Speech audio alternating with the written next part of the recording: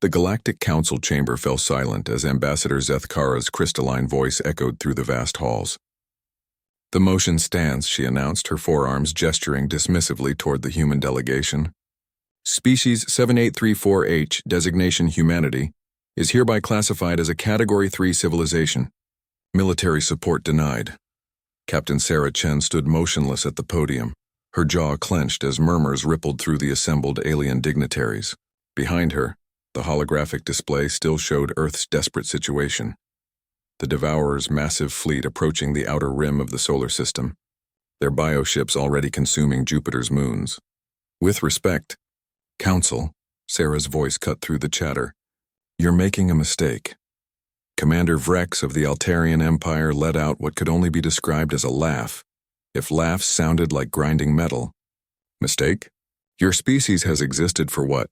200,000 years. We have civilizations older than your written history. Your primitive kinetic weapons and chemical propulsion are amusing at best." High Inquisitor Malth nodded in agreement, his tentacles writhing with what humans had learned to recognize as condescension. "The Devourer fleets have consumed 17 star systems in the past cycle. Each system was defended by species far more advanced than yours. What could possibly make you believe otherwise?" Sarah looked around the chamber at the assembled representatives of 1,000 worlds. The Zephyrians with their energy-based consciousness, the silicon-based Christarchs, the Hive Mind Collective. All of them infinitely more advanced than humanity. All of them looking at her people like primitive children playing with sticks. "Because you don't understand what makes us human," she said quietly. The comment earned more derisive sounds from the assembly. Ambassador Zethkara's skin shifted to a dismissive purple hue. "Enlighten us, primitive one. What mystical quality do you possess that our analysis has missed?" Sarah activated her personal holoprojector. Images filled the space above the podium. Humans in impossible situations doing impossible things. A woman lifting a vehicle to save her child. Soldiers charging machine gun nests they knew they couldn't survive. Scientists working around the clock with failing equipment to solve unsolvable problems. "Stubbornness," Sarah said simply. Pure, bloody-minded stubbornness. The chamber erupted in what passed for laughter among the various species. Even the normally stoic Obsidian Collective showed signs of amusement through their shared consciousness displays. "You plan to defeat the Devourers with stubbornness?" Frex's mechanical voice dripped with sarcasm. "We plan to survive them," Sarah corrected.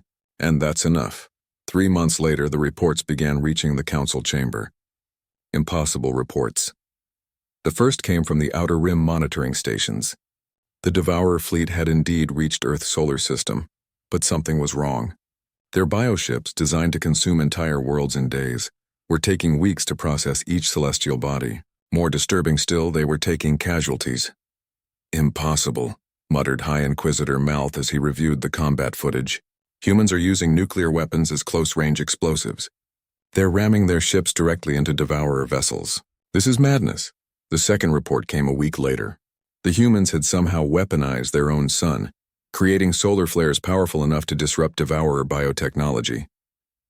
The cost was immense. Half of Earth's surface was now uninhabitable, but they'd bought themselves time. But it was the third report that truly shook the Galactic Council. "They're not just fighting," reported Scout Commander Zyfe, his usually steady voice trembling. "They're evolving mid-battle. Their technology is advancing in real time. They're taking Devourer biomatter and somehow incorporating it into their own systems. It should be impossible. The biorejection alone should kill them within hours."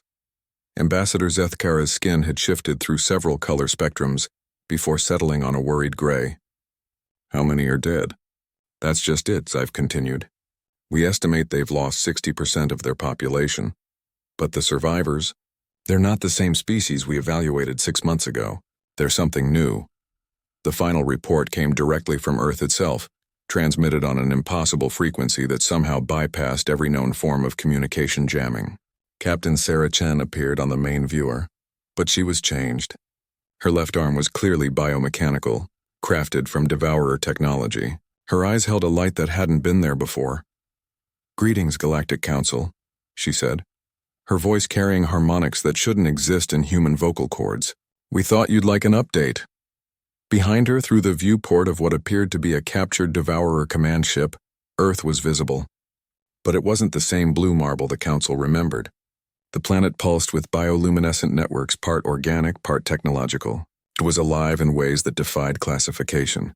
The Devourer fleet has been absorbed, Sarah continued, seemingly reading their thoughts. Turns out they're not very good at consuming something that refuses to be consumed, something that adapts faster than they can digest it. What have you become? Whispered Ambassador Zethkara. Sarah's transformed features shifted into something that might have been a smile. Something you never expected. Something you didn't think was possible. She paused, looking directly into the camera. We became exactly what we always were, just more so. The transmission continued for another hour, detailing humanity's transformation. They hadn't just survived the Devourers, they had become something beyond both species. A hybrid consciousness that retained human creativity and stubbornness while incorporating Devourer adaptability and biological mastery. When the transmission ended, the council chamber remained silent for a full 10 minutes. Finally, Commander Vrek spoke, his mechanical voice unusually subdued. Perhaps we should reconsider their classification. High Inquisitor Mouth's tentacles had gone completely still. What classification would you suggest? Ambassador Zethkara's skin had shifted to a color none of them had seen before. A deep, respectful gold. Category unknown, she said quietly. And issue a formal apology, along with an invitation to join the council as full members. Are you certain? Asked Vrek. Zethkara looked at the view screen where Earth still pulsed with impossible life. They were right about one thing. We never understood what made them human. And now, I'm not sure anyone will. In the depths of space, aboard their transformed vessels, humanity continued their journey outward, carrying with them the one lesson the galaxy would never forget. Never underestimate a species too stubborn to know when they're supposed to give up. The legend was written not in victory, but in the simple, bloody-minded refusal to accept defeat.